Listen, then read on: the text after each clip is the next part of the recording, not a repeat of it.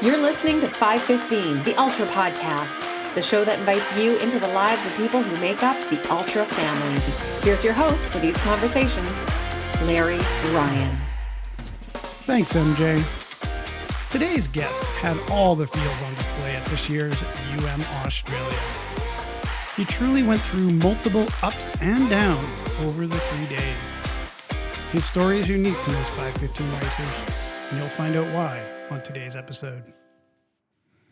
My next guest recently competed at the 10th anniversary Australia event as a follow-up to his first event there at the inaugural 2015 edition. His tri career spans over 40 years, and he has competed in over 150 events and holds 3 world records. When his triathlon career began, he raced solo as a vision-impaired athlete. However, now his condition has deteriorated to a level that he races with a guide. He represented his home country of Australia at the Paralympics in Seoul in 1988, and he has also represented at a number of triathlon world championships. Joining me from his home in Ellibana, New South Wales, Australia, is John Domandl. Welcome to the show, John. Hi, Larry. Thank you for having me, and hello to all your listeners. Thank you for coming on. You were one of the people that were a big story at the Australia this year for a number of different reasons, and we'll definitely get into those as we go through and speak about your fantastic career. But before we begin to speak about your racing career, I feel we should give a little context to your vision impairment, as that has played a role not only in how you race now, but also the full history of your races. So, as I said in the opening, when you began, you had enough vision to race solo. However, now you require a guide. So, can you just tell us about your condition that has caused your vision loss and how that has progressed through your life? Yes, Larry. Well, I've got an eye condition called Retinitis Pigmentosa. It's a deterioration of the retina. It's a hereditary X-linked condition. In Australia, there's probably approximately 15,000 people might have the condition. There might be a few thousand that are unaware of it. So around the world, it's a fairly common eye condition which leads to total blindness. It's a deterioration of the retina. When I was younger, I was sort of pretty crazy, doing a lot of crazy things, and I didn't rebel against the condition. And I know there's a lot of people out there that struggle with accepting the condition. I just continued on and participating in whatever I could when I was younger, in sports, ball sports. I found it quite difficult to do team sports and ball sports. In the early 80s, mid 80s, I was doing athletics, I was doing cricket, and then triathlons was invented. And I had my first go in a triathlon in 1986. And I was introduced to that by a legend of Australian triathlons and also around the world. He was a pioneer of visually impaired people. And I will say visually impaired or VI. I will say that a lot through the interview. Mm-hmm. So he was a pioneer of VIs around the world. First VI to do an Ironman in 1990. And his legacy still lives on with a lot of people and his techniques and how it evolved for the VIs today. As a solo career, I was fit and healthy. I couldn't see good enough to go fast. I was one of the back of the pack plotters, like 2.5, 3 hour Olympic distance or standard distance racer. There was only one Ironman in Australia at the time, which was the Foster Ironman, which was Ironman Australia.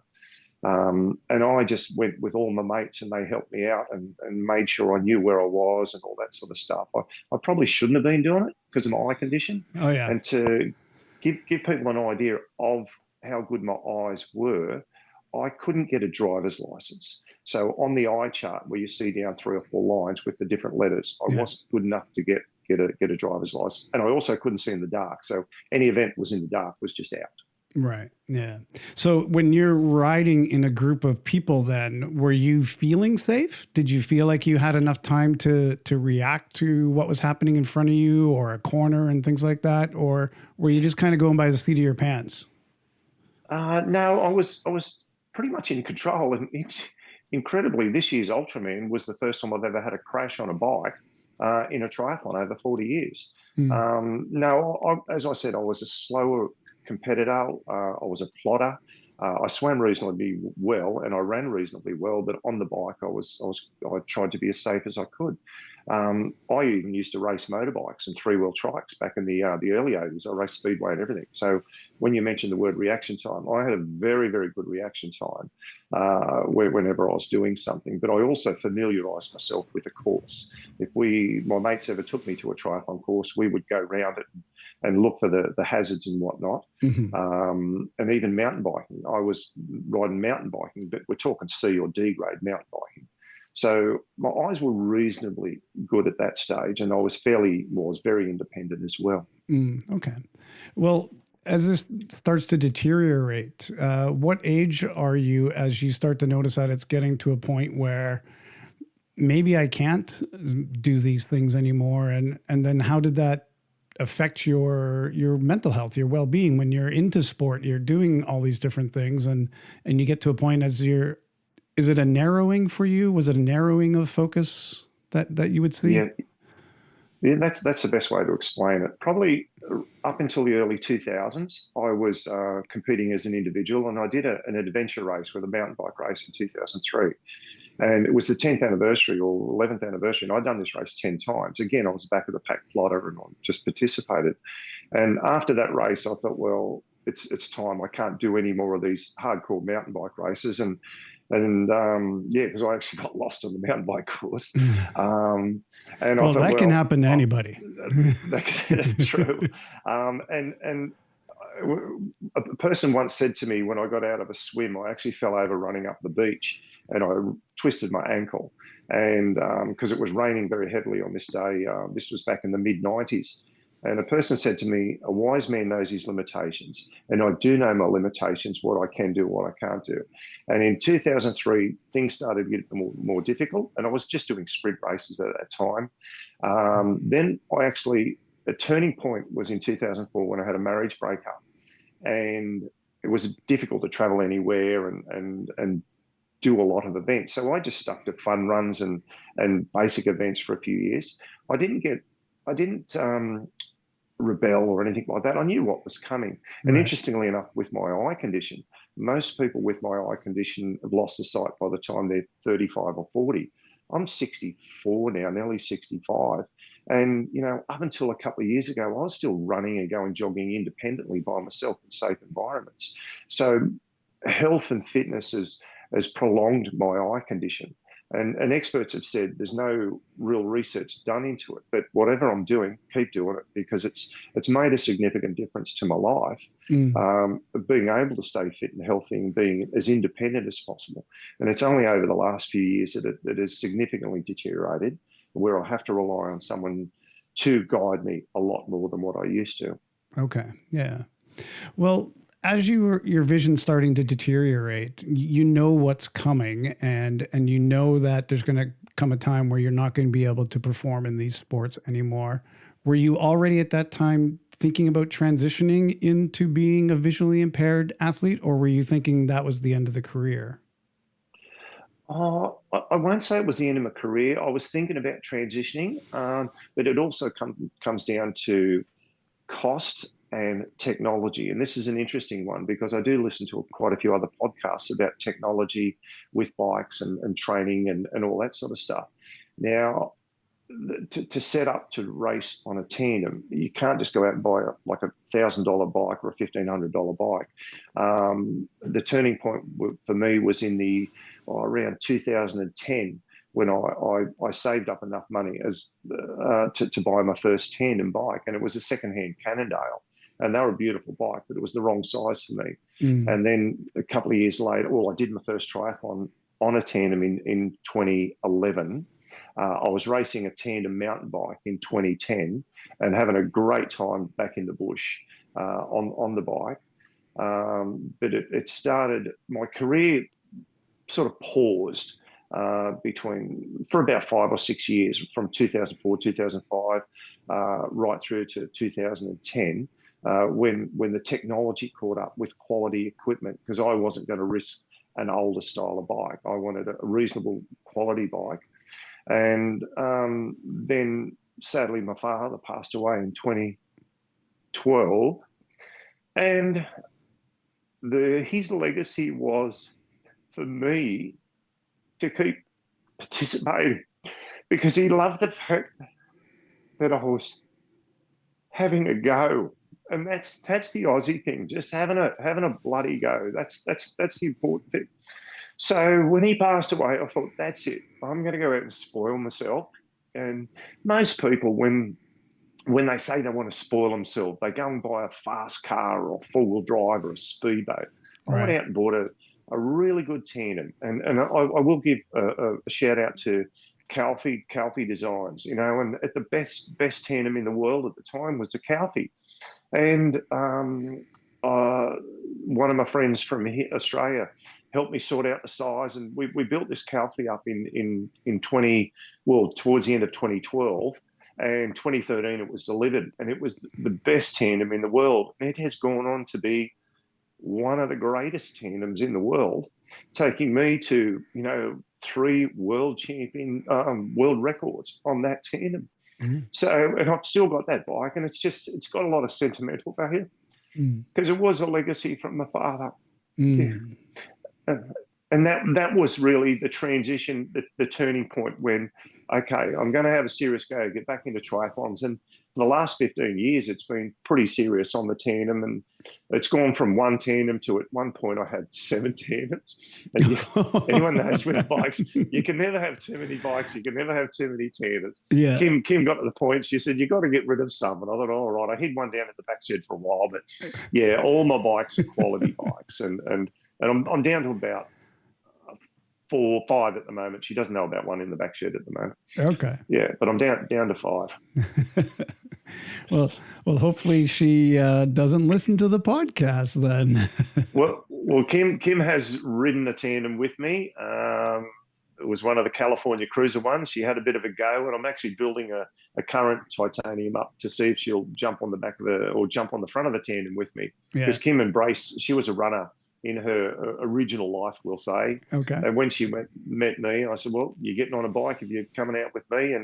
And she's got 2 bikes, and a mountain bike and a road bike, which she's absolutely passionate about when she does get going on it. Yeah. And hopefully she'll get back on the tandem with me. So when you're training, do you set the tandem up on the trainer so that you have the same configuration, or do you have a solo bike on the trainer? No, I have a smart bike, Stages SB20 smart bike. That's been my primary bike for the last 5 years, and it's just brilliant. No, I don't set the tandem up on the trainer. It's the smart bike is much more robust, and especially with the amount of hours that I do on it, because most people can get out on the road where I can't.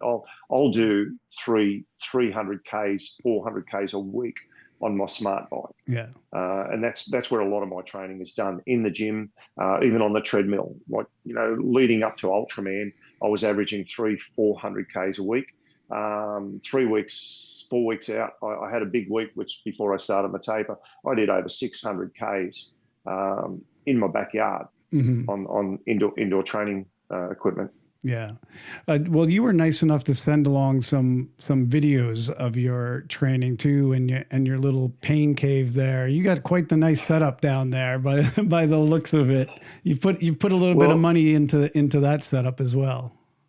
Yeah, well, I'm actually a personal trainer by trade. So fitness has been a part of my life for my business for the last 15 years. 25 years. And I had a house, Kim had a house, and Kim said, well, let's do something together. And my deal was that, if we move, I get a lap pool and a bigger gym, and it was all agreed upon.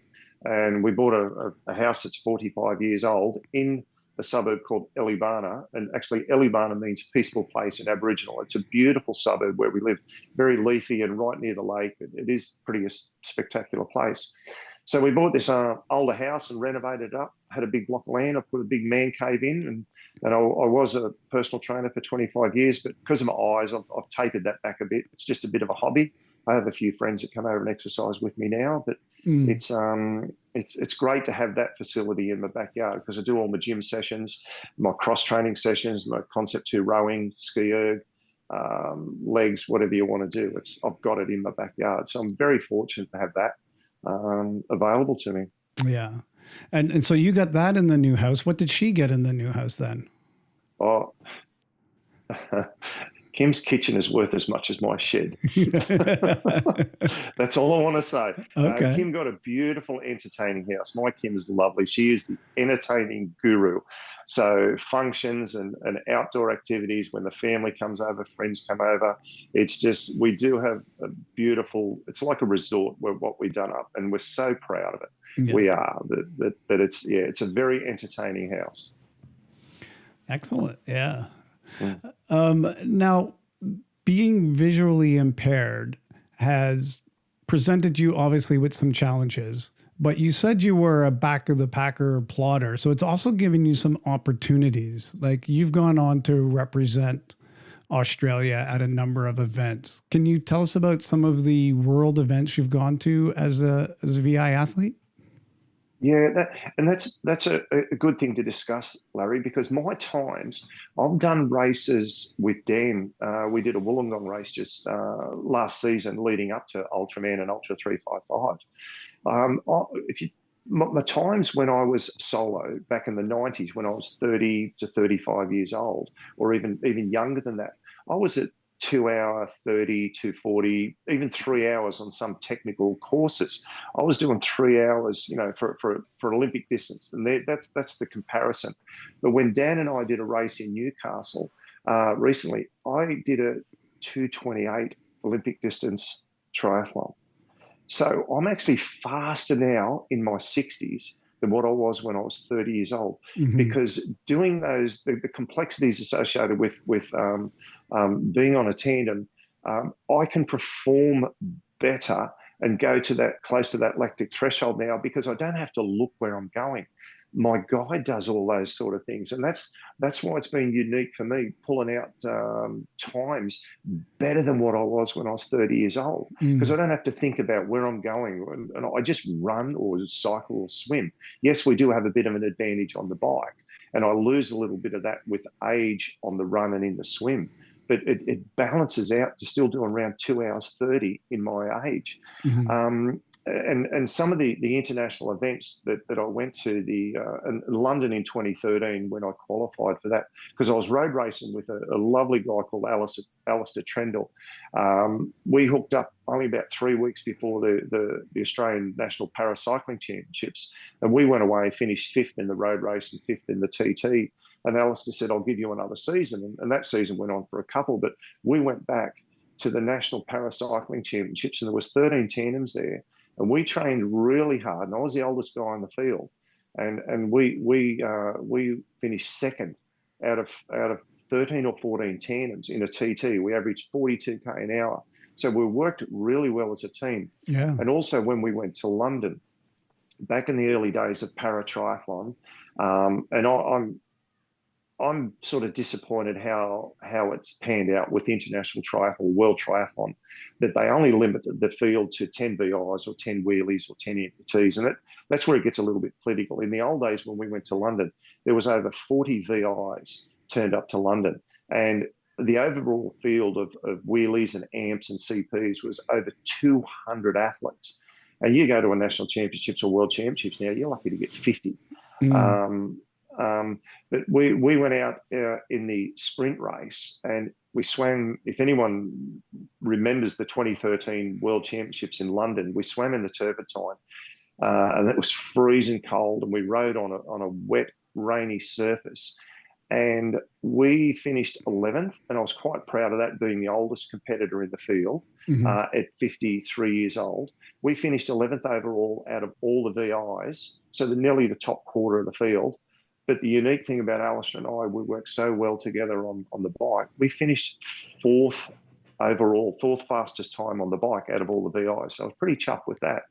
And continuing on to 2017, when Paul McGlynn and I went to Penticton, one of your cities in Canada. Yeah. We had a beautiful time catching up with Steve King, and it was my second big event for World Championships with triathlon. And Paul and I just had the best race. And triathlon's such a unique sport. You know, there's so many different variables. And when it all comes together on a good day, it comes together. And we had a fantastic time over in Penticton at the World Long Course over there. And then we backed up a year later in 2018 going to Canada. And logistically traveling and stuff like that with a tandem and your wheel box, it is a lot harder doing, traveling to those sort of events. Mm-hmm. But that was just part of the highlights of my sporting career, going away and competing with Paul. When we actually went to Denmark in 2018, 11 days earlier, we competed at Challenge Roth, because when we nominated for the team, we looked and thought, what else are we going to do? So Paul and his beautiful wife, Leonie, and Kim and I, we booked 3-4 weeks over in Europe, and we did a big road trip. So we did Roth, Challenge Roth, and that was a unique event. And then we travelled out through, rest of Germany and Prague, and went over to Denmark and did the World Long Course over in Denmark. Yeah, excellent. Those are some nice courses, ones that everybody talks about as their, bucket list kind of race. Well, Challenge Rock was unique, and as I said, you have good days and bad days and variables. And we didn't have a very enjoyable swim over there. We got beat up in the swim because I'm not a super fast swimmer, and they have wave starts every 5 minutes or so. And we got beat up pretty bad. We got on the bike, and our nutrition. We're normally really good with our nutrition, and it let us down a bit, taking on their nutrition. We didn't. Their fuel didn't sit well with us, if I can say it like that, because we weren't used to it. Yeah. The run was fantastic. I was throwing up pretty bad at 26 Ks on the run, and Paul thought it was all over, and I just wiped my face down and went, let's go. And we finished that one. We didn't do as good a time as what we wanted to, but Challenge Rock was just this incredible event. Yeah. Absolutely incredible. Just the numbers. Put that on your bucket list. If everyone gets a chance to go to Roth, go and do it. Yeah. And so now when you're doing these races with your pilot or with your guide, what is the standard now for their being used as a tool, or they are there as a competitor? Okay. My opinion, they're there as your mates. Right? That's an Aussie thing. They're there as your mates first, and you're there as a team. And they're there for several reasons. Mates, you're part of the team, they're your guide, but on the day, they're your best friend. They're your life is in their hands, and their life is in your hands if something goes wrong on the bike in particular. But they're there as your mates and as a participant. To make it official, it's important that guides get recognised. And this is something that I've been very passionate about over the last 15 years, because in the past, in particular, Ironman did not recognise guides in these events. And for me, it was heartbreaking, because your guides are more important than you, the athlete. I just want to be like everyone else as a competitor, as an age grouper. But unfortunately, I'm not. I'm different. And I have to accept that. And the guide, to me, is the most important person out on the course, because they are working twice as hard. They're a team player. And in triathlons in particular, it's an individual sport, and it can be a very selfish sport, because people only think about themselves. And as soon as a guide comes on board to say, hey, I'll help you out, it turns it into a team sport. Right. So you've got to work as a team, and that team player should be recognised. And in the past, Ironman did not recognise that person. They would not get any recognition in the results as a competitor. They would not get a finisher's medal. They would not get a towel. They would not get a T-shirt. And that might sound trivial to some people, but for a competitor that just wants to have a go, that is so important that you just get recognised. Right. And I campaigned for that in the 2011, 2012, and I went to a race, a 70.3 race here in Australia. And I said, well, how about you start recognising the guides? And they went, oh, well, no big deal. And in Australia, it's been fantastic. Around the world, it's been a little bit more difficult, but for the last 10 to 12 years, guides now, and it is official because there was a bit of a stink in 2017. They were going to make guides pay, like they do get a complimentary, and we do appreciate that. But when you're talking, is it taking someone else's spot? It's not really taking someone else's spot, because out of these races, you're looking at 1%, 2%, 3% of do not start, do not finish. There's no big deal. Right. And a lot of race organisations like taking credit for, look at us, we're inclusive, but they don't like giving anything back. Well, they never liked giving anything back. And over the last 12, 13 years, yes, guides are now recognised as a participant. They're recognised in their age group. They get a finisher's medal. They get a finisher's towel, equal to everyone else in the field. Right. Yeah. And as they should, they've done every step of the race with you. Absolutely, Larry. And to me, if people think about it, the guide is actually working twice as hard, because he has to think for two. Like when you go into an aid station and grabbing a water bottle, it's not just grabbing one water bottle, he's got to grab two. And everyone knows riding through an aid station, 20, 30 k an hour, it's chaos. Yeah. So this guy has to be that good and that coordinated. And you have to be coordinated to, when he grabs a bottle, you have to take it off him in a microsecond or a gel or whatever. So it's a team thing. Even riding on the front of a tandem, everyone seems to think, oh, you just go faster. You don't actually go faster. Going up a hill, it's twice as hard going up a hill. Yes, you match it on the flat and on the downhill, but you have to be thinking going around corners and U-turns and stop turns. And nearly every race has a U-turn in it now. That tandem takes a lot longer to wrangle around a corner. It's like a B-double truck or driving a bus. And that pilot's not riding a 8, 9, 10 kilo bike and riding with his own body weight of 60, right, 70 or 80 kilos. He's wrangling a 14, 15 kilo tandem with, like Dan and I, our combined weight was 180 kilos when he was wrangling that round Ultraman course. And when we ride, as the Ultra 355 or a half Ironman or a sprint distance race, he's wrangling a lot of bike and a lot of responsibility. Yeah. And that's where it's so important that those guys get recognised. And so how much time do you spend training with your pilot just to do the basic maneuvers, or to do a U-turn, or to, be able to grab the gel from them as you're going? Or you're laughing, so I'm guessing not enough. Well, I'm going to say the longer the better. Yeah. The longer the better. Now, they say it takes, on a tandem, to work as a really good team, 400 or 500 kilometres, 400 miles, around that. The longer the better.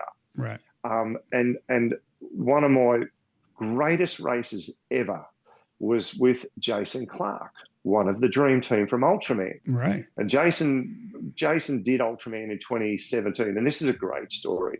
And it comes down, or Jason said in 2021, I want to do a race with you, John, to have a bit of fun. And we're waiting for the perfect race to come up. And then Ironman 70.3 Hobart or Tasmania was launched in 2022, and the race was in January 2023. So Kim and I did a road trip down to Tasmania, and Jason was going to be my pilot. And he probably spent an hour on the tandem, and one 5K park run and one 1 kilometre swim before he got up on front of the tandem in a 70.3. Now, not everyone can be a pilot. Now, it's hard to understand the complexities about learning how to be a top pilot. Now, some visually impaired or VIs out there just think, I'll get a good athlete. The best athlete in the world doesn't necessarily mean they're going to be a good pilot. Right. The best pilots in the world are good communicators. And I've found, and this is a little secret of mine, but I'll share it with your listeners. I've found that some of the best pilots in the world are ex-military. Whether they are, and I've raced with 1, 2, 3, 4 ex-military people. Mm-hmm. And again, the military people need minimal training on the tandem, especially on the tandem to ride. So we were racing on Sunday down in Tasmania, and Jason's going to kill me for saying this, but I love him so much. He is the best bloke in the world. We arrived on the Thursday down in Tasmania, and Jason had never been on a tandem. And he got home from work and was supposed to go for a ride, but it was raining. And I said, okay, get the beers out. And he went, all right. So we had a beer for Thursday night. Friday morning, he said, we're getting up early to go down and have a swim. So we had our first swim Friday morning. He got home from work Friday afternoon. It wasn't raining, so we got the tandem out. We rolled down the hill, and he was pretty nervous, a little bit wobbly, but it was slow and steady. So we went for about a half an hour ride, 40-minute ride on the tandem. We practiced a few corners and a few U-turns and out of the saddles, and that was all right. Saturday morning, we got up. We did the local park run, Bellview Parkrun. Shout out to all the people in Tassie that do that one. We did a park run, so that was his first run guiding experience. And he said, I need a bit more on the tandem. So, all right, we got the tandem out again. Another half hour or so on the tandem. And I said, mate, you're ready. And he said, you sure? He went, yeah, righto. So we went down, registered. We got up the next morning and we did a 70.3. Wow. Wasn't our fastest time, but it was about mates having a go and finishing it. And Larry, that was one of my greatest races ever with minimal training, where some people need hours and hours and hours and hours of training. Jason picked it up like a true champion he is. Yeah. That's awesome. That's a great story. It is good. And what the interesting thing at the end of it, and I won't use the profanities that he used. At the end of it, I said, "How'd you go, mate?" He said, "I had no idea it was going to be so mentally draining. Physically, he was fine, but his mission was to look after me and get us to the finish line. And he didn't realise it was going to be so mentally draining. But that comes with practice. That mental aspect of it, just after 400 or 500 k's on the bike, it's just second nature to a good guide. Right. Well, let's talk a little bit about how it works technically. Like when you're in the swim, how long is your tether? Where are you tethered with your partner? Yeah, well, we follow World Triathlon rules with the tethers. They're normally, the swim tether is about 900 millimeters or 3 feet in the swim tether. That gives you enough space to swim next to each other. The official rules are, you've got to stay, the athlete has to stay in front of the guide on a regular basis. In a short race, that's easy, but over 10 k's in the water, you sometimes you're in front. It depends if a wave hits you, or because Noosa this year was pretty bumpy. So you normally swim next to the person. As you get out of the water, hand on the shoulder, and that goes with practice. See, I did the swim with Ben Gaffey up in Noosa. Out of the water, run up the beach, and then Andrew Trout took over, took me through the change rooms. I've always got to have my hand on someone's shoulder guiding me. So while I have my hand on their shoulder, that means I'm locked in that position, that I'm arm's length away from them and you don't trip over. So through the change room, back out to the bike, coordinating it on the bike. And one of the most difficult things about learning how to ride a tandem is getting on and getting off. So when you get on, we have a system where the pilot gets on first. He clips one foot in and rotates the pedals around to the right position, so you don't bash each other in the shin with the pedals. I'm leg on, clip in one side, hand in the handlebars, 3, 2, 1, push, away you go, click in the other side, and away you go. Getting off the tandem, you pull up, 1 foot on the ground, and that's another technical aspect of getting off the bike. You've got to make sure both feet, pilot and guide, guide and athlete, puts their foot on the ground at the same time. He can't click out left and you click out right. You've got to click out at the same time. So you look like a centipede with a wooden leg if you get it wrong. And you click out.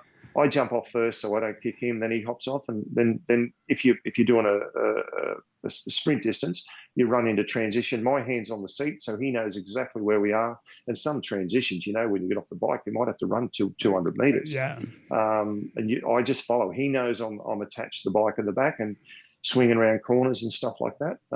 Rack the bike, shoes on, and away you go on the run. So a standard run tether is about 600 mil long. We just have a hand strap, and that's how we normally do it. And that's standard World Triathlon rules. Right. We stick to all the rules. And for the Ultraman, I understand that you were using a little bit of extra help on the run, at least the first time you did it. Well, in the longer distance races, we're allowed, support runners in Ultraman anyway. And I have an athlete or a guide on the tether, and I requested to Jeff and Tony that I have an athlete running at point sort of thing, just to make it super safe. So if someone's running at point 5, 6, 8, 10 meters in front, that person can say, little bump here, or tree root, or a branch, or watch this bollard, just in case the guide misses that. And, you can both fall down in a microsecond. And I think everyone has fallen down in a race or rolled their ankle. Yeah. And you've got to be very careful of that sort of thing. And I had a relay of athletes helping me. Well, were going to help me for 5-10 kilometres of the event. And I had a couple of primary runners that could have done the whole lot during the race. But I first discovered the best way of having someone running at point. And this is another beautiful story of one of your former, you've interviewed this person, Dee Fuller, who reached out to me in early 2022 about wanting to be a guide. And I love Dee and her husband, Dan, so much for helping me out. And I was going to do the Gold Coast Marathon, one of our premier marathon events over here in Australia. And my primary guide was going to be a mate called Duncan Adams. And we trained a lot. And Duncan had been running with me for a number of years training. And Dee was just going to come along and help and run beside us or run at point, and just to get an idea of what's going on. But in a week before the race, or 5 days before the race, Duncan come down with COVID, and I was in a bit of strife. I thought, what am I going to do? So I rang Dee and I said, look, this is the situation. She said, I'll ring you back in a minute. So she rang me back, because we live in Newcastle, which is near Sydney, and she lived on the Sunshine Coast, 1,000 k's away. Right. And Dee never had any practice of guiding or anything like that, but her heart is a heart of gold. She just wanted to help out.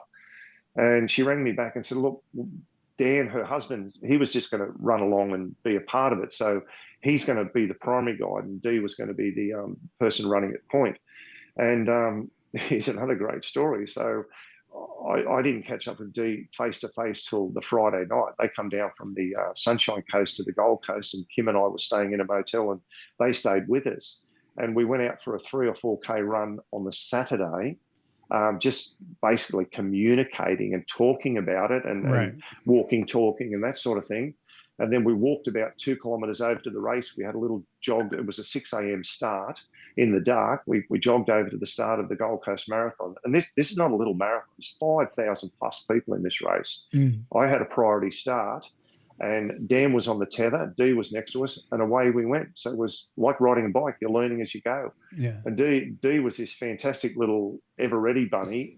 We have a term, ever-ready bunny, here in Australia. You'd call them like a squirrel or a chipmunk, run around everywhere in your country. So she was running in front at point, and watch out for these speed humps and watch out for the reflectors. And Dan was taking it all in. I was taking it all in. And then she'd run behind us. If someone was coming up behind us, about to overtake, she'd say, blind runner. Then Dee would run into a drink station and grab our drinks and pass them to us, just so we didn't get caught up in that wrangling and tangling of running into drink stations. So we'd be just walking along, and Dee would grab that.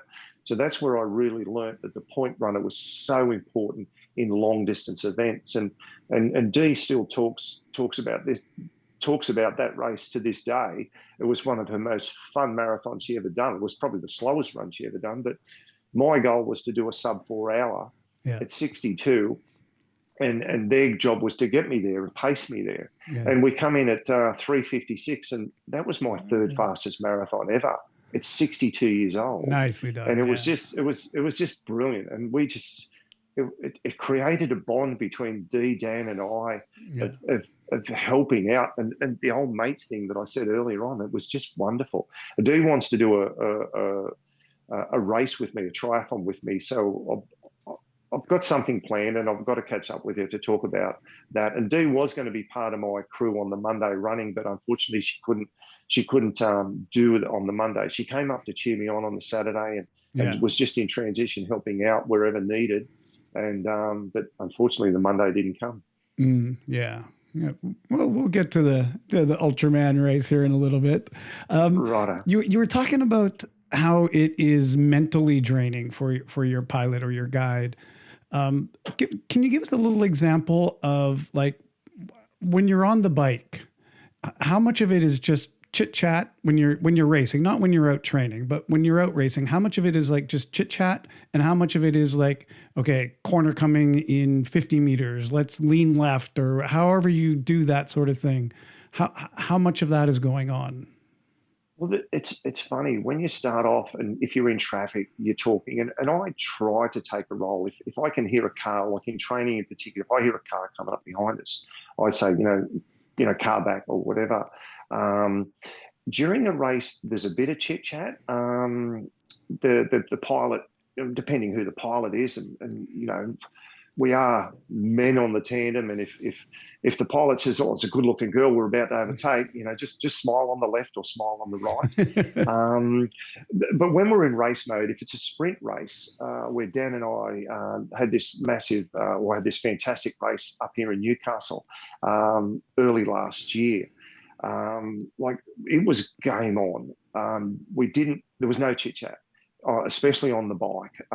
Corner coming up, and the important thing about the communications being a guide is 200 meters, for example, 200 meters, left hand turn. So at 200 meters, you're still on the gas. So at 100 meters, you back off a little bit, and then okay, pedal up, left hand turn, or you have the high pedal on the inside, right hand turn. Right. If you come out of a corner, we try and get out of the corner and do a standing out of the corner, power on sort of thing, so you try not to shed too much speed. So if you're familiar with the course, if it's a loop course in particular, or the course, it's let's get out of the saddle, 3, 2, 1. Out of the saddle. It's all about coordination. Mm-hmm. Left-hand turn, right-hand turn. It depending on the race. The longer races, you might have a little bit of chit-chat. But if you're game on and you're having a crack at it, you're up there near lactic threshold anyway, and you haven't got time for a lot of chit-chat. And I guess that's where the military people come in as being great guides, is that they're used to like coming out with the commands and following the command and the timing and the teamwork that is necessary to get all that done. Absolutely. The military, and that's no disrespect to the other guides that haven't been in the military, but the military guides have just been fantastic. They really are. I won't say they're next level. Well, Paul was an officer in the Air Force. Jason was in the Navy. Jay Gaffey, who's piloted me in a swim and in a marathon, she was in the Army. And another Jason that I raced the sprint duathlon in Townsville, he's Army as well. He's currently still in the Army. So the military people do make a difference, and that's a little secret that I don't really want to get out, because I want to snuggle up as many military people as possible. But going back to my original point, the best athlete doesn't make the best guide. It's the best communicator. Yeah. Makes the best guide. Yeah. I can see that. Yeah. So in the opening, we talked about you have 3 world records. What are the world records that you hold? Well, Ultraman 2015, I was the first visually impaired athlete in the world to do an Ultraman. So my time of 28 hours, 23 minutes, 26 seconds still stands as the fastest VI in the world. Mm-hmm. Marco from Mexico, he's had a couple of cracks at Ultraman, at Ultraman Mex. I don't think he hasn't beaten my time, and I think there's an American that's had a crack at an Ultraman Arizona as well. Yes, that's right. So I had him on the podcast before. Oh, right. Yes. Yeah, I don't think he didn't finish. Oh, that's okay. Yeah. So he didn't finish. Yeah. So my time still stands for 10 years. One of my greatest achievements ever was with Paul McGlynn in 2016 when we competed in Ultraman Western Australia. I didn't meet Paul till mid-2016 after I was at, Kim and I went back to volunteer. We don't just participate, we volunteer, we've crewed 2 times, and we love being part of the Ultraman family. And in 2016, I put it out there to a few people. And one of them was Mr. Phenomenal. Craig Percival was going to guide me, but unfortunately, circumstances didn't allow him to do that. And I hooked up with a local mate, just only lived in the next suburb here in Newcastle. Was introduced to Paul, and we just hit it off like a house on fire. We got on really good. We're absolutely the odd couple. He's military, so everything lines up. And I'm the rough one of the two. Everything of mine goes in bags, and I'm pretty messy and all that sort of stuff. But on the bike, we gelled so well. So we trained to do sub 11 hours at Ironman WA. And that was our focus. And we knew our times. Paul knew all the times in his head that we had to do the swim in this time. We had to transition in this time. We had to do this on the bike. And when we got off the bike, we had 30 minutes, up our sleeve to do a comfortable marathon. But we didn't sit back and take it easy. We had a crack at it. We ended up doing a 4:19 marathon after getting off the bike at 5:06. And we pretty much come in at 10:53 under the 11 hours. And we were the first visually impaired team in the world to break 11 hours. And keep in mind that the first VI to do an Ironman was back in 1990. And everyone's been peppering this 11-hour barrier, but no one could do it. 11:02, 11:03, 11:07, 11:08, all that sort of stuff. But we did a 10:53. And it was fantastic for the two of us because that's what the goal was. Right. We aimed for that. Unfortunately, around the world, Ironman didn't recognise it, which was a little bit disappointing for us. But in the VI community around the world, we were recognised, and it meant a lot to us to be recognised in the VI world. Now, our time's been beaten a couple of times by very good friends of ours, Eric from America, Ian from England. I think a Spanish guy has beat the time as well. But, we're still probably the 5th fastest time in the world over Ironman. Now, the unique thing about our time, and no one will ever match this, Larry, no one will match this. Paul and I were both 56 at the time. So our combined age was 112 years old. Now, some of the guys out there, their combined age doesn't even add up to 56. Oh, wow. So that was very unique what Paul and I achieved in 2016. Yeah. And then we went on to world championships in Canada and Denmark. Right. Paul retired from the sport when COVID came around.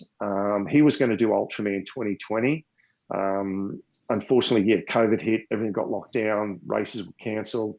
Paul said, "No, I'm going back to motorbikes." Now he's travelled all around doing motorbike adventures, so we're still very, very good friends and catch up every couple of weeks or month or so and chat all the time on the phone. And Dan come on board with me in 2023, and I raced up at Ultra 355 up at Hervey Bay.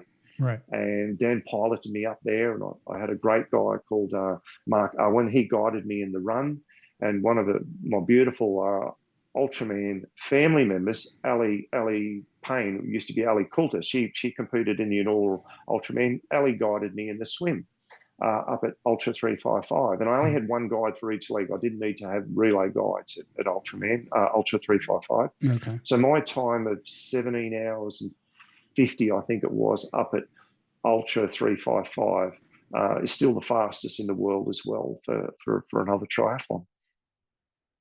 So they're my 3 world triathlon records. Yeah. Okay. So you got the regular Ironman, the 355, and the distance, the 515. Yeah, that's correct. That's awesome. That's correct. Yeah. Watch out, Simon Cochrane. Yeah, well, well, I've got a beautiful photo of and this is unique. Simon Cochrane was there. Shane Duffy. Kirsty, who's the fastest Ultraman runner in the world. Yeah. Kelly Ridges, who has the world 6 Ultraman under a belt. Like there's got to be a record there. And myself in this photo up at Australia, I look like the wounded soldier with an arm in the sling. But that is an incredible photo. Yeah. Of Ultraman. That's some legends there for sure. That certainly is, Larry. Certainly is. Yeah. Yeah. And I, as I said earlier, I just consider myself a participant. And to be in the same photo as those people is just unbelievable. It really is. But the thing about the 515 community is they'll all say the same thing. I'm just another person doing these races. Nobody there is thinking of themselves as some great athlete. They all have that little bit of, well, I don't know if I fit in the back of their mind as well. So, I think that's one of the great things about the people that do these races. Oh, absolutely, Larry. And just the the athletes and the crews that just go out of their way to help other people. Like two of my crew members, and I'd like to give them a shout out. Peter Lee, who was coming up to paddle at Ultraman with us, and I had Solomon as my navigation paddler on a board, but Peter was going to be like a supply ship, just paddling in the background with all our other bottles, because I had Ben's bottles, my food, and Solomon's bottles. Like, he couldn't carry all that on his board, and Ben was going to be like a supply ship for us, ducking in and out if we needed anything. But the officials said no, would rather just leave that to the jet ski. So Peter just sat on the side and thought, well, I'll just watch. And they said, well, we need another paddler for another athlete. So he said, well, I'll put my hand up. And that's what Ultraman does. Another athlete needed a paddler. Yeah. And Peter had never done it before, but he knew the point to point, go around here, go around there. Yeah. So he actually helped out on another crew, another athlete, which is fantastic. And even Mika on the run day, Michael Wakeman, he done Ultraman in 2023, went back and volunteered and ran with an athlete that we crewed for last year. And Mika was going to run with me, but he didn't have anything to do on the day because he was part of the dream team on the Thursday, Friday, Saturday, Sunday. So he ended up running with another athlete as well as a pacer. And I'm just so proud of my crew, just putting their hands up, putting their, out to help other people. And even Dan's partner, she was keen to have a run on the Monday with another athlete, and she put a name up. Unfortunately, no one needed her at the last minute. She put a name up to help out for a few hours on the Monday morning, but she didn't end up running with everyone. But yeah, my crew just can't help John. Go and help someone else. Right. That's ultra. That's UM. 515 crew. It's just beautiful. We will be right back. Coming up in the next couple of episodes this summer are stories about enjoying the experience of doing ultra events. In the next episode, I am joined by Mary and Randy Latza. Randy is known for having fun at the Ultraman events by dressing up in costumes to get a few smiles. He also races in them. I asked him if he knows how many costumes he has and how he stores them all. Well, Randy, you're kind of well known for your costumes at these events. I got to ask you, how many do you have at this point? Do you ever repeat them? And do you guys have enough space in your house for them, or are you like paying for a storage locker for these things? Yeah, with Mary's on the other line here, so I don't know how I'm going to answer this. No, I have a fair amount, and it got worse because last fall I had signed up for a loop race where you do a 5K every hour on the hour, and I got a free entry from somewhere. And right after I registered, I get an email from the race director, and he goes, 24 hours is a lot of time for costume changes. And I'm like, I have no idea who this race director is, but he obviously knows who I am. So at the time, I did not have 24 costumes that I could run in. I mean, I have that many costumes, but not that I could actually run a 5K in. There is a whole lot more about costumes in the next episode coming out on July 25th. And following that episode, my August 15th release features Shane Kent, who will be at that time waiting to start Arch to Arc. In this clip, I asked him about the running route from London to Dover. And does the route take you down a major highway? Is it side streets? Do you have to go through towns? Is it bike paths? Where does the route take you when it's leading into Larry? Dover? That's too much information. I'm just going to run. Okay. I love not crew. knowing the course. Okay. Yeah, I think not knowing adds. I like not knowing, because then there's always something new to look at. And, you're looking for the second turn. You're looking to go down here. My brain will switch off and I'll just enjoy my time. But knowing the route or driving, I don't drive the routes on course recos or anything like that. Because that's the fun of it. Like, I'm experiencing a new place. So it needs to be new. Yeah. And now back to my conversation with John. We've been discussing some of his unique needs in his previous races. Now we're going to get into his latest race at Australia and talk about his plans for the future. Yeah. Well, For people that maybe haven't followed the race closely, they didn't watch the live stream, we've kind of been talking around this a little bit. For those of you that know John, who watched the live stream, you know what happened out there on the event. John competed in this event, and he didn't have one bike accident, but two bike accidents. And the second one took you out of the race. So first of all, maybe let's just check in and how have you been healing? What were the injuries at the time? And also with Dan, how have things been going? Yeah, well, I'll talk about Dan first. Like Dan sustained horrific facial injuries with a broken eye socket and cheekbone.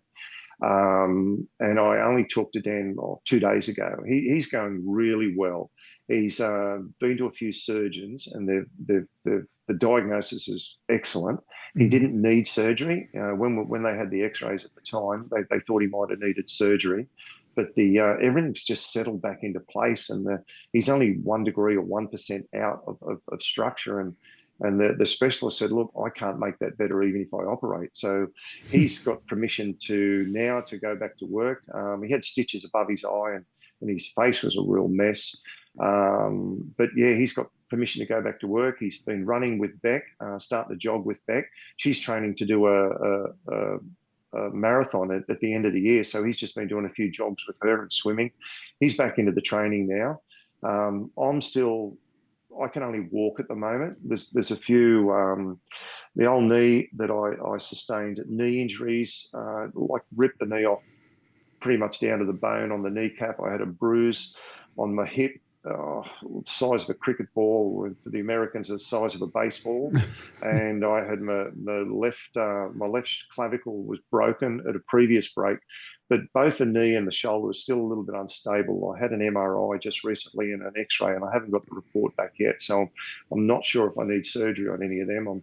I'm hoping it's going to come out okay. But injuries are healing quite well. The emotional aspect is still pretty tough to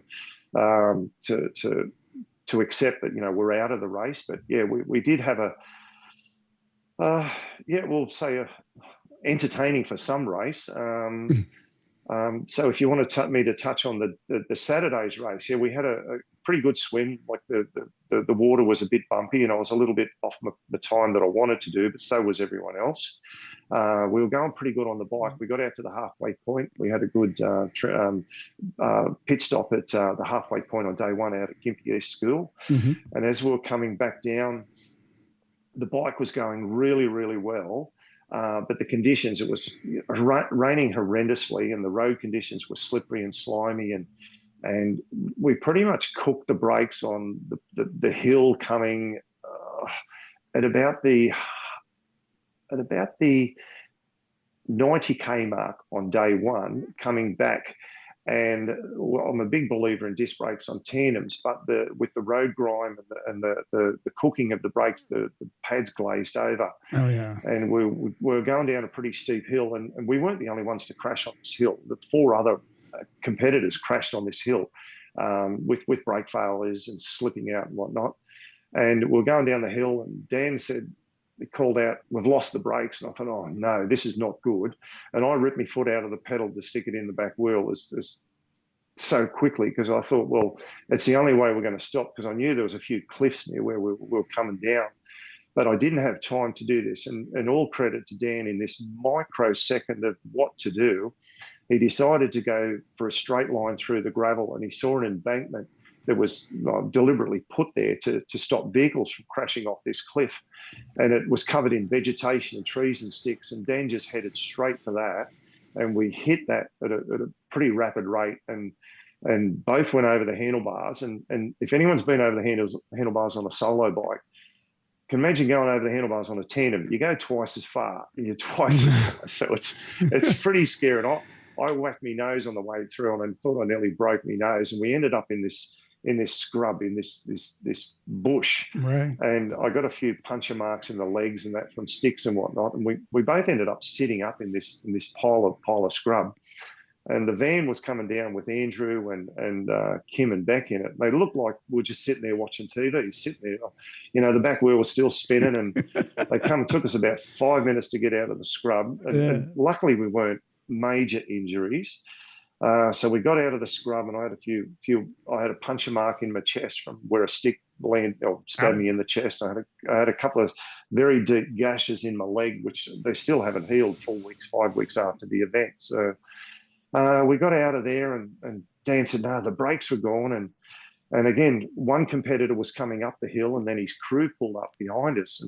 And while the girls were patching me up with bandages and whatnot, and Dan was okay. He didn't hardly got a scratch on him on the day one crash. And we said, oh, we need a mechanic. And the bloke jumped down and said, I'm a mechanic. And he adjusted the brakes. And he said, no, you've just stretched the cables because of the conditions. You were riding the brakes probably 5 times as much as normal. Oh, so he adjusted all the brakes up, and he goes, you guys are right. And Dan said, well, I'm ready if you are. And I went, oh, okay. I said, let's take it easy. And Dan goes, he doesn't know how to take it easy. So away we go on the bike. We're back in the game again. And the next hill, it's a windy old hill that we're riding down. I said, mate, just take it easy. Like, we've just had a bit of a shock. Yeah. And he goes, yeah, no brakes. And I thought, oh, not again. I said, what, we lost the brakes already? He goes, no, I'm not going to use them on this hill. I went, oh, all right. So 60, 70 k an hour down the next hill. And I thought, mate, come on. My heart's still beating from half an hour ago. Yeah. And then we come over the Tewantin Hill, and that's the big one. That's about 1.5 k long at about 10%. And I said, mate, take it easy on this one. I'm still getting my nerves back. And this is only about 10 k's to go. And we're rolling over this hill. We're pedaling and pedaling. I said, you're not going to take it easy, are you? And he goes, no. So we're belting down this hill. And this is the hill that they talked about in the briefing on the Friday that Alistair and I clocked 90 k an hour 10 years ago. Right. And we're flying down this hill. And if you've ever stuck your head out of a car window at 80 to 90 kilometres an hour, which in America, 50 mile an hour, it sounds like a freight train. So I buried my head in Dan's backside just to lower centre of gravity, and I didn't tilt my head. I thought, this is scary as I'm just hanging on for grim death. And again, if I wobble, you could end up as roadkill. And if he wobbles, you could end up the same. So he's hanging on. And the girls were saying afterwards, you know, Andrew was saying, oh, look at that, 82, 83. He's looking at the speedo. Dan and Beck and Kim put their hands over their eyes. They couldn't look at what's going on. Yeah. Then we get to the bottom of the hill. Dan does his big fist pump, and I give him the thumbs up that we're alive. And he said, 88, mate. Oh, God. This is just after 88 in rainy, horrible conditions. So he wasn't holding back. So we rolled into You could have town gone back to the future at 88. It was 88, that's right. Yeah, if we're in the DeLorean, we would have been back to the future. So we rolled into town laughing our heads off thinking we got away with that one. So righto, so the guys worked on the bike, cleaned it all up. The lovely Ali Payne come up from, Ali Payne come up from a bike shop. Her and her husband on the Saturday night put new brake pads in and serviced the bike. So that was the Saturday night. So we're back in the game. We're ready to go for Sunday. And then Sunday started. We rolled over to the race start. I had bandages all over me from the day before. Dan was smiling his head off. He was looking forward to it. Then we rolled out on the Sunday. Jeff and the race organisers gave us the lead spot. We led the peloton out, which was absolutely beautiful. We led the peloton out behind the police vehicle. And then we're back into it. Like for the first 50 k's around Bureen Point, we were in third spot, you know, holding our own. You know, a few of the other guys, you know, fourth, fifth, and sixth, were just having a bit of fun trading places. And then am I supposed to lead on to Sunday's events? Do you want me to lead on to that? Yeah, go ahead. Yeah, well, I think this is leading on from our, day one crash and our conditions, and we're healing quite well. We rolled out up the Tewantin Hill for the second time. We had a pit stop at about 50 k's. Checked everything. Everything was going great. Next pit stop was planned to be 100 k's because the conditions were pretty bad. Everyone's pace was off. And to give you an idea of how much the pace was off, in 2015, Alistair and I, we finished 6th on day 2 at 8 hours 37 minutes. Tim on day 2 did 8 hours 51 minutes, and he was the fastest bike on the day. on day 2. So everyone was off their pace by about an hour. So we were all taking it easy because of the conditions to try and get through. Right. So we come up to the 100K mark, Tips Corner, on the old Bruce Highway. And we stopped for a pit stop, and there was no sheep stations on this. We were out to just finish. So we stopped, got off the bike. Ben Gaffey come along and he checked the bike and he said, yep, I'll adjust the pads up. So, yep, the bike was in tip-top condition at the 100K mark. And the accident happened at 112K mark. So we're on this next 40 or 50 Ks was dead flat, all out the back of the old Bruce Highway. So we headed up after we had the pit stop. We were going along the Mary Valley Link Road, sweeping left corner. And I remember everything. Dan doesn't remember much of the crash. He remembers calling 200 metres to the corner, and at 200 metres we're still on the gas. Yeah. We're only doing about 30K an hour. And it was a sweep and left. And I reckon if road conditions, if it was dry, we could have hit this corner at 60K an hour, no problems at all. But yeah, within a microsecond, it was a wide corner, like 2.5 metres of shoulder. Dan said, corners here, sweep and left, 30K an hour, and the front wheel just washed out as quick as you're slipping over on a bathroom floor. It just happened. Yeah. And we went down, and I still remember every part of it. I couldn't move. And I knew Beck and Kim and Andrew were just parked around the corner to get us, watching us come around the corner. And they just saw it in live vision. It just happened right in front of them.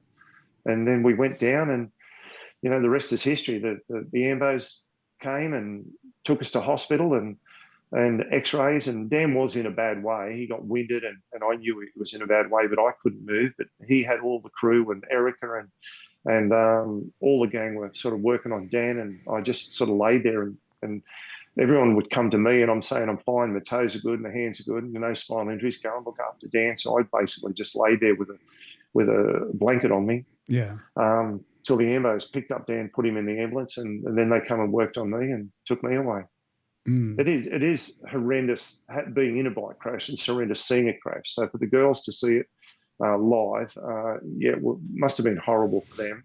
Yeah. But the Ultraman family, I want to give a few shout outs here. The Ultraman crews stopped, blocked the traffic. Everyone took upon their roles. My friends Peter and Tamara, like the day before, Peter was paddling for someone, and Peter and Tamara are both in the SES. So they arrived, a couple of minutes after it, and they went into, they had all SES, we call them state emergency services people. They're volunteers, and that they had their safety vests on. So they just got out of the car, put their vests on, and started directing traffic. Everyone had a role to play. The Peter and Catherine Wheatley, they just come and held my hand and, comforted me while everyone was working on Dan. Erica was there, and during the whole ordeal, Jeff and Kim went over to look at, what happened, to assess what happened. And because of the rain and road grime and, leftover petrol residue and all that sort of stuff, they looked at the road and they couldn't believe how slippery the road was. And it wasn't on the white line. And all cyclists know to avoid the white line on the edge of the road. But the white line wasn't as slippery as the road itself. So the road was super slippery. And that's what caused us to come down. Yeah. On the day. Yeah. And, for people that watch the live stream, and I talked to Banat about this on the last episode as well, because he was there at the finish line of day 2. Amazingly, the two of you are in and out of the hospital, and the race is basically just finishing up for the day. And the two of you go back to the finish line for day 2. Can you tell me from your perspective, what did it mean for the two of you to go to the finish line at the end of day 2? Oh, you're going to get me here, Larry. I'm just turning into a boiling mess with this one. It was incredible. Like when we got in the ambulances and we headed up to Gympie School, and, cheer out to all the people and the ambos that got us there. We got into we both ambulances arrived at the same time, and I said, go to him first. So the medics went to Dan because he had severe head injuries. So they took him off straight away, and then they come and started working on me, and cleaning up my wounds, and Dan got all these x-rays and scans in the hospital, and Beck and Kim are sort of tag team and walking between checking on Dan and checking on me, and I was pretty good. Like, I didn't sustain any head injuries. I did a head slap with the helmet and a cheer out to the gyro synth helmet with the MIPS. Mate, it saved my life. and Dan had the same helmet on, because I bought a helmet 2 months before, so we matchy sort of thing on the bike, because it's important to look like a team. And Dan's helmet saved his life. The outer shell had a few cracks in it. The inner shell is absolutely cracked like an egg. He would not be here with us today if he didn't have that helmet on. So, yeah, the accident happened at about 9:10 in the morning. We were in hospital at about 10 a.m. So by the time the ambulances got to site, assessed us, loaded us in, got us to hospital, it was a bit after 10 a.m. We got through our x-rays, and by lunchtime, Dan's memory had come back. Like, there was a period where he didn't remember much, but Dan's memory's coming back. He's going, "Oh, I'm hungry. I'm this and I'm that." And the hospital staff are shaking their heads, going, "What's going on here? We should be choppering you down to Brisbane, neurological ward or whatever." And then Dan starts texting me. He says, "We're going to have a gelato this afternoon." I said, "Oh yeah, we'll have one of them after tea." And funny thing, his jaw was out. He couldn't eat properly, so he was on soft foods all afternoon. They're going, "Well, this is amazing. Like, we had a guardian angel."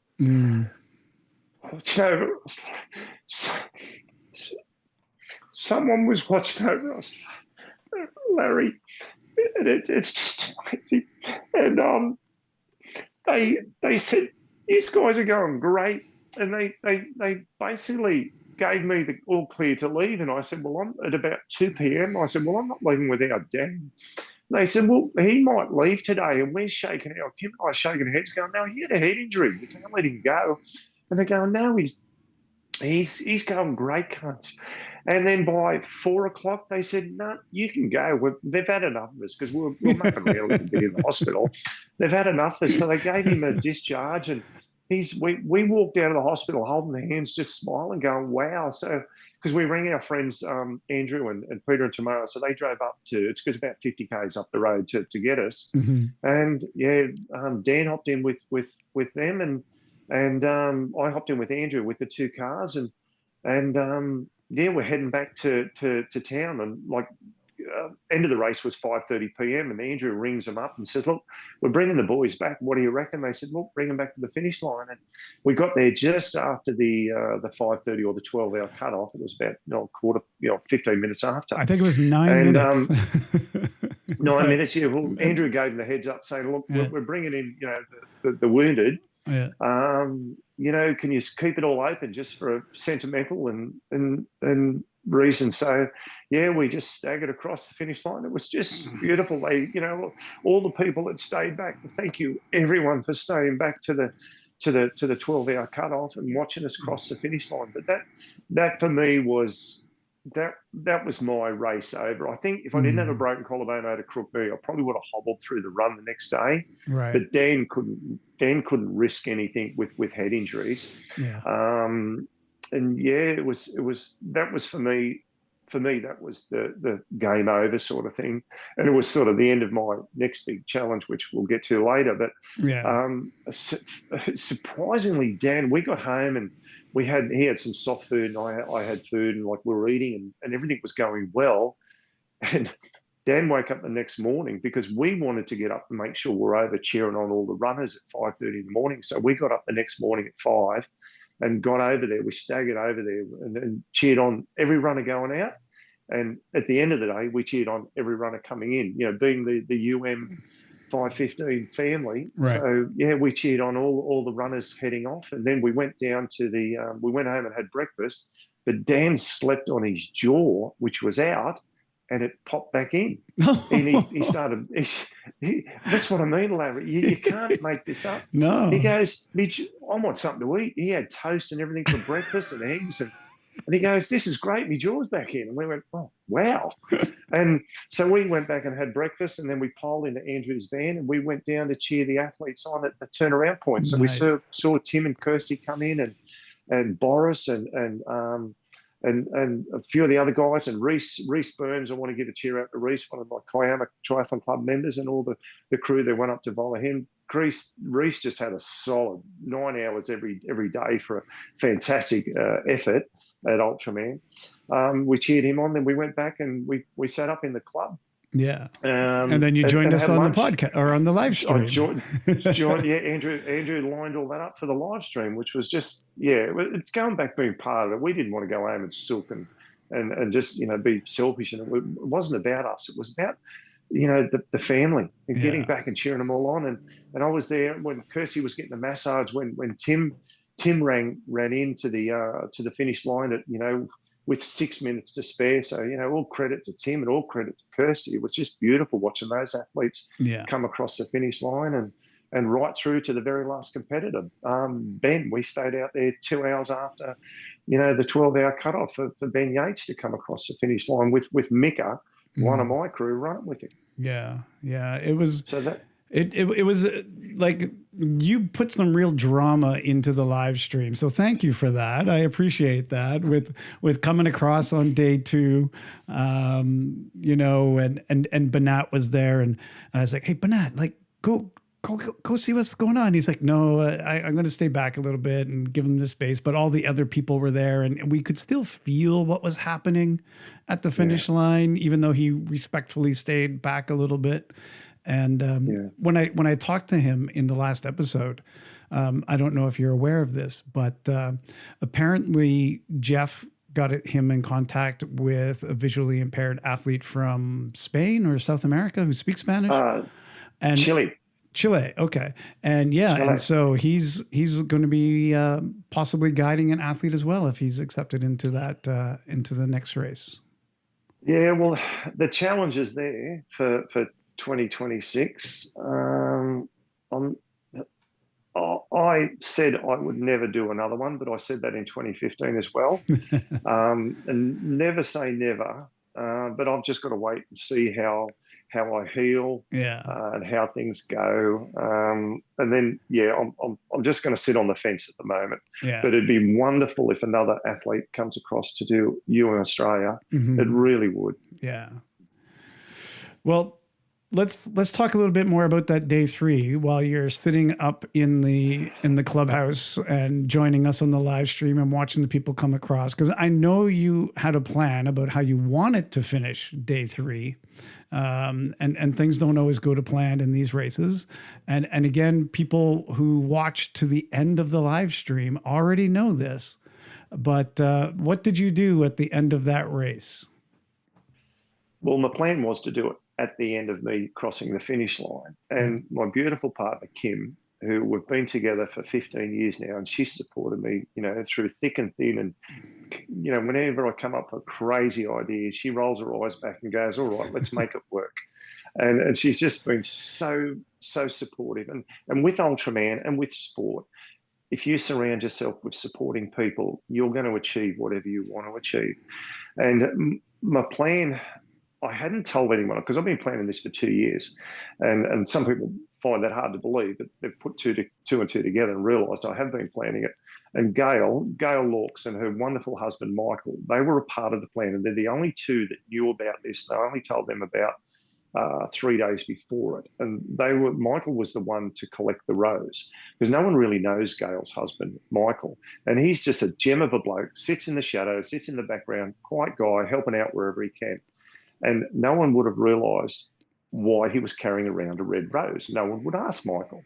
And I planned this to get the rose prior to Monday. And on the Monday, when I went over to see Kirsty, I said, it's all off, Gail. I said, I can't do it. It's not the way how I'm going to do it. And she said, well, I've got the item. You have to do it. I went, oh, gosh, how am I going to do this? This was around when Kirsty crossed the finish line, around 12 o'clock or 12:30 or whatever it was in the day. And it was after I did the live stream with you and Steve. And I thought, oh, how am I going to do it? All afternoon I was pondering, and everyone thought I'd had a head injury, or because I couldn't work out what was going on. Well, they couldn't work out what was going on because I wasn't talking, and that's unlike me. Mm-hmm. And a few people getting concerned. And I was looking at the time, I thought, right, there's a big black mat that rolls down to the beach up here over here in Noosa. And I don't know if this happens in American beaches or other beaches around the world. We try and make our beaches accessible for people in wheelchairs and people that have disabilities. Yeah. And I was sitting at the surf club upstairs on the veranda, and I'm thinking, oh, that could work. And I started putting a plan together in my head how it's going to work. And then I couldn't announce it too early. So Ben Gaffey, and I was going to get Jay to take me down from the surf club to do what I was going to do. And I said to Ben, can you take me down? I want to announce my next big event. And it's a comedy of things that happen. And Kim's not going to be real happy with me sharing this. So Ben took me down, and Ben had no idea what I was going to do. And I went down and I asked Tim Franklin if I could have a microphone. He said, no, they're all corded. So that plan was out having a remote microphone to do it. Then I went over to Jason Clark, and Jason and Kim, and we have this beautiful relationship, such a good relationship. I said to Jace, right, it was 28 past 5, and the last competitor one had just crossed the line, and there was one coming in after. I said, I'm going to propose to Kim. He said, how do you want me to make it work? I said, well, just tell Tim to announce it. He said, do it 5 minutes after the next competitor, because I didn't want to interfere with any competitors. Right. So the 5:30 was the cutoff. Someone was coming in, one of the poor guys come in 6 or 9 seconds after time. He said, do it 5 minutes after that. Righto. Then I brought Ben in on the conversation. I said, you've got to go upstairs and get Kim.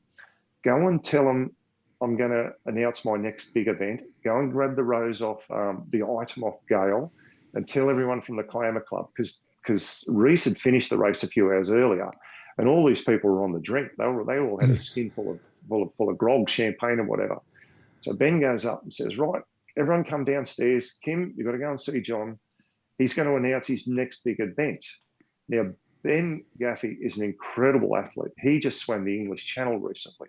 And Kim looked at him and said, he's not swimming the channel with you, is he?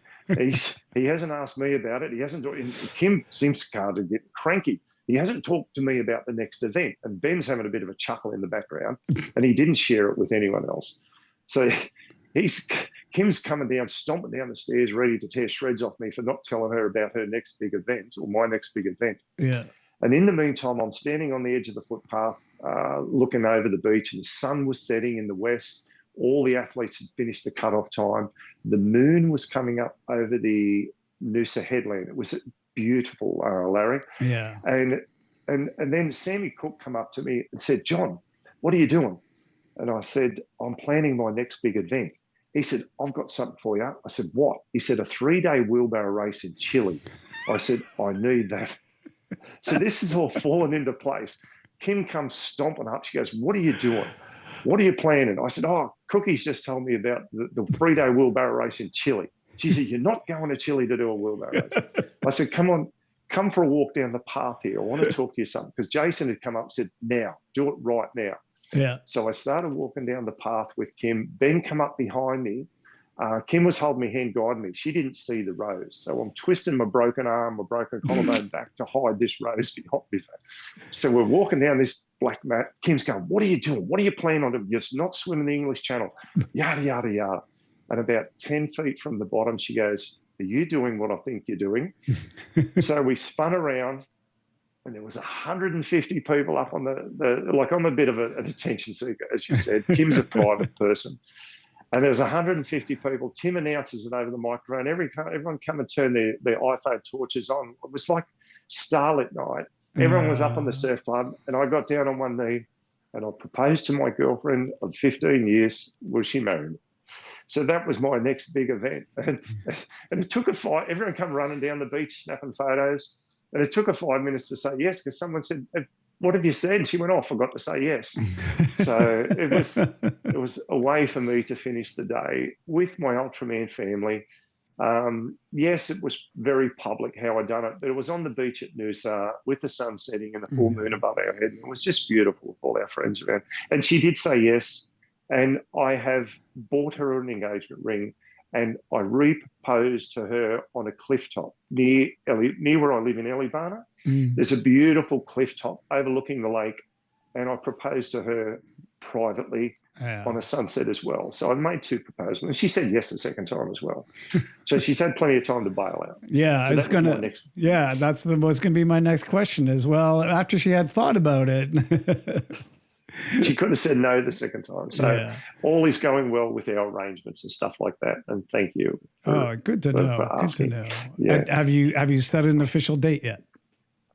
At this stage, it's late November. At this stage, yeah. Okay. I said, well, let's take our time. It took me 15 years to get to this point. I said, I've got plenty of time. She goes, no. She likes getting things organised, as she likes entertaining and organising. So we're setting dates late November at this stage. Oh, excellent. All right. Well, congratulations to you both on that. Thank you, Larry. Yeah. So that was a big end to the weekend. It really was. Yeah, that was fantastic. And again, thank you for adding that extra drama to the live stream. It was appreciated.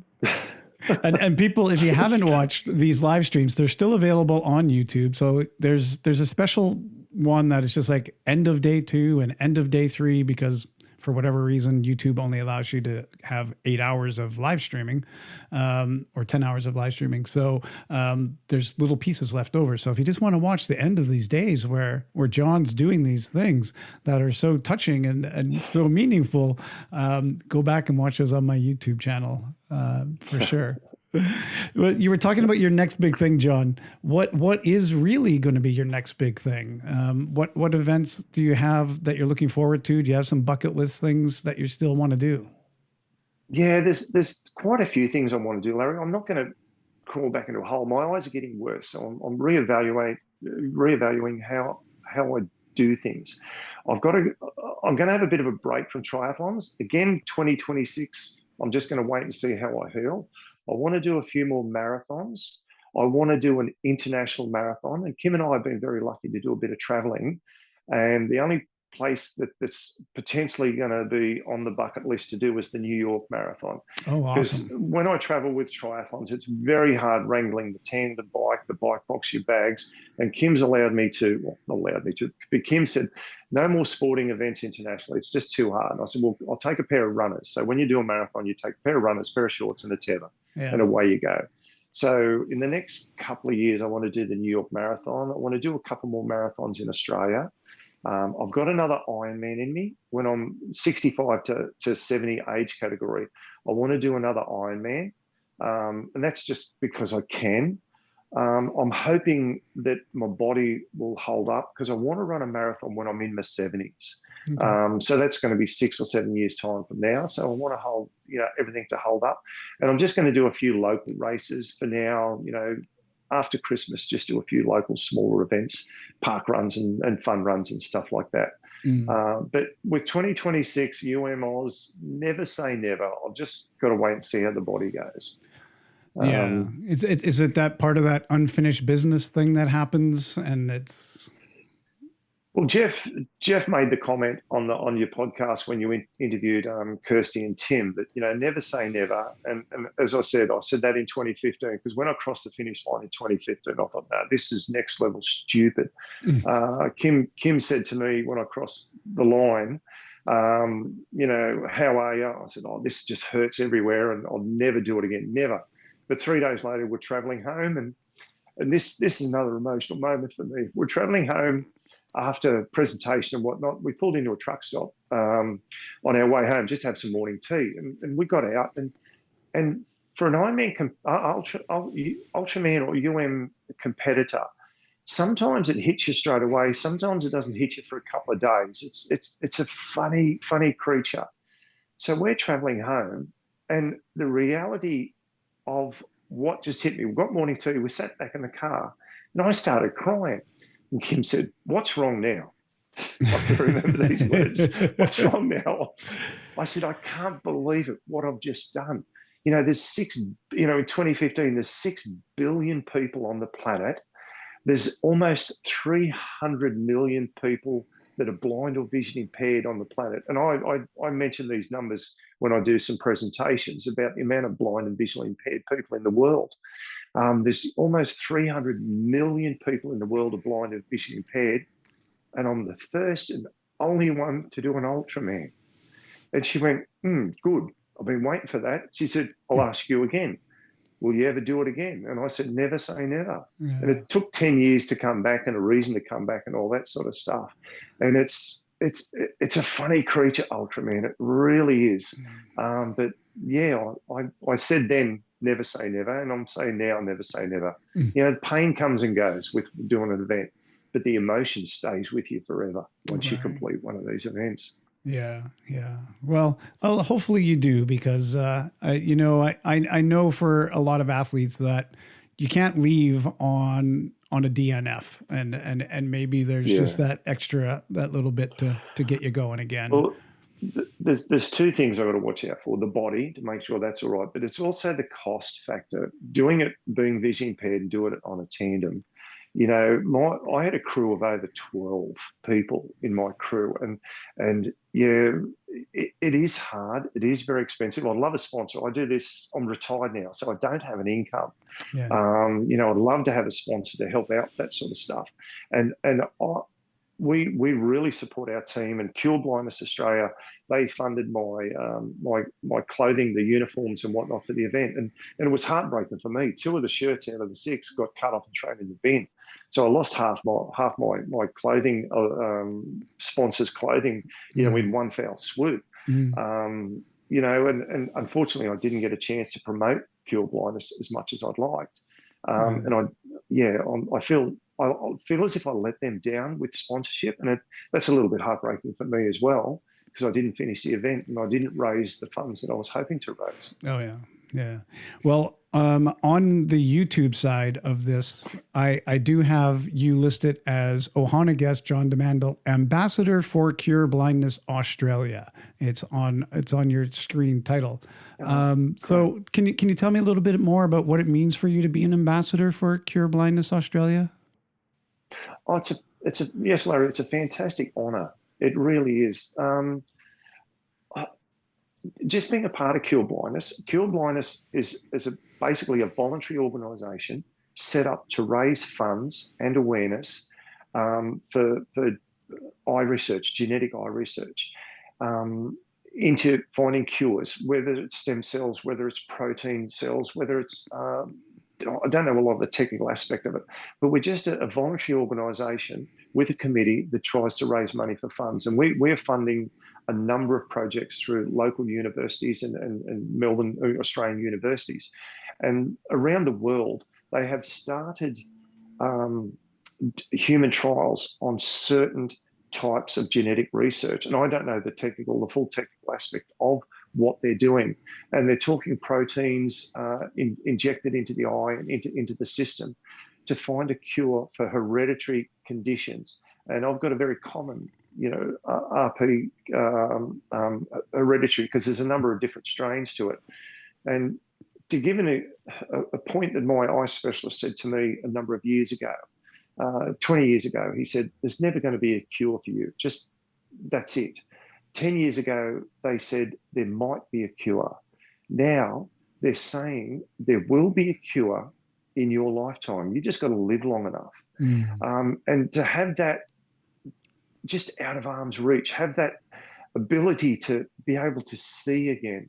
And it's just, you've got to live in hope. So if I can do anything whatsoever, whether I do an Ultraman and the pain I go through is nothing compared to the pain that some people that go blind, that emotionally that they suffer, because not everyone is capable of doing what I do and is, intrinsically as motivated as me. I'm probably one of the most intrinsically motivated visually impaired people in the world.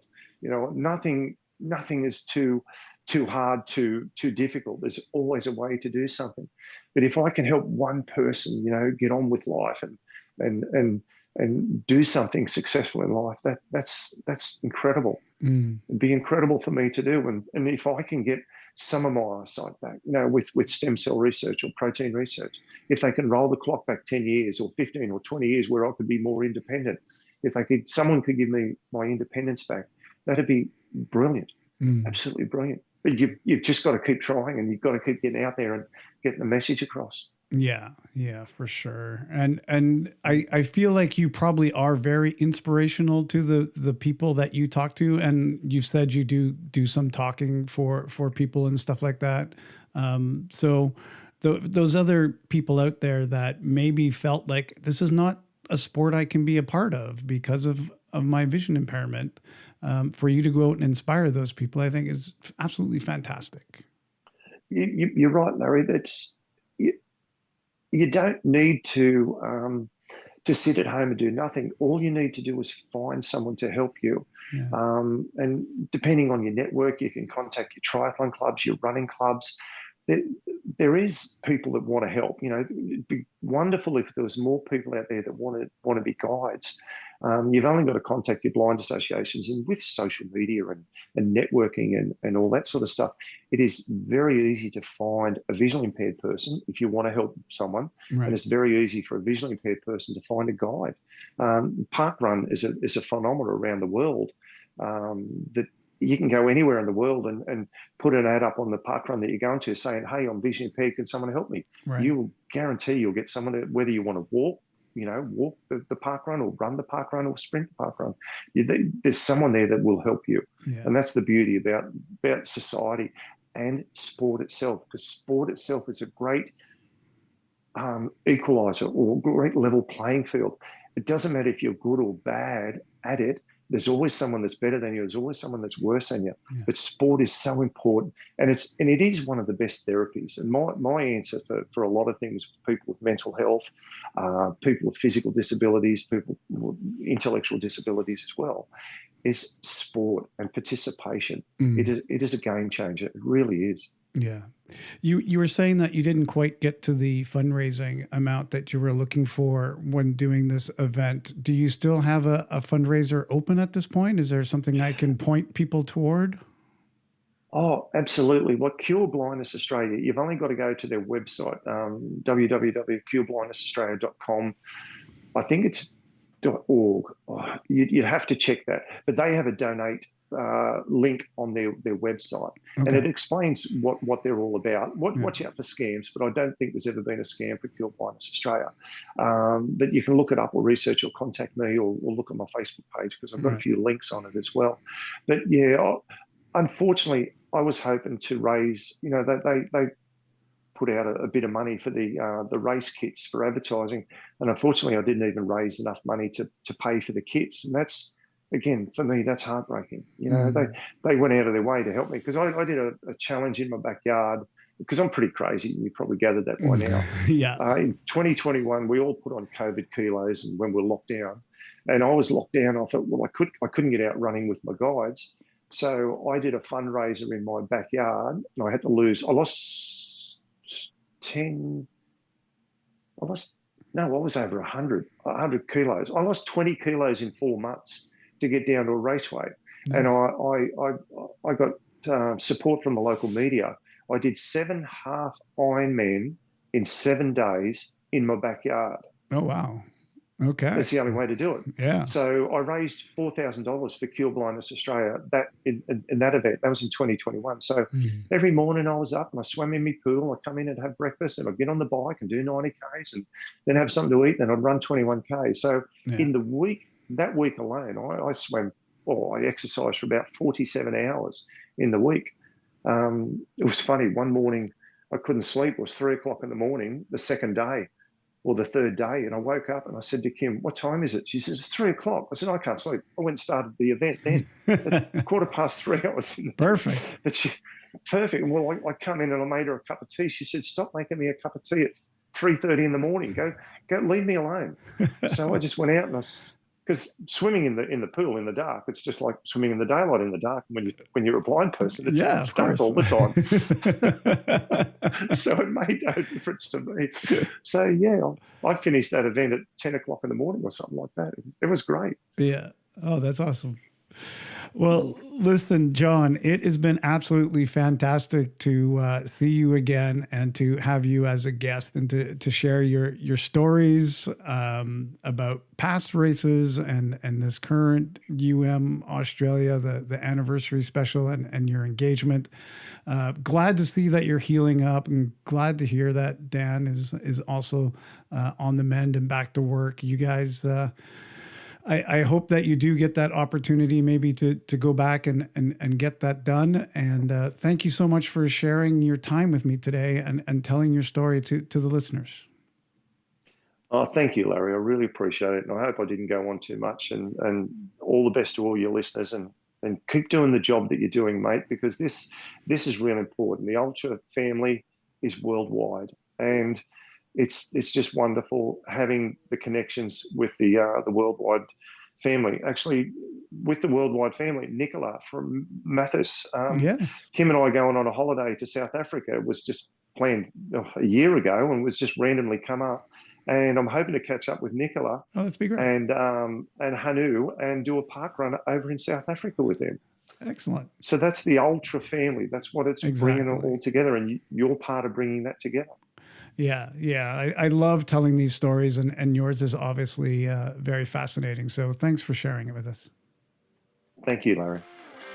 Hey, if you liked what you heard today, please tell a friend and be sure to subscribe wherever you get your podcasts. We'd appreciate it if you'd rate and review the show while you're there. Drop the names of the people you think we should interview, and we'll get in touch with them and make that happen. Thank you for listening to 515, the Ultra Podcast, a production of 55 Enterprises.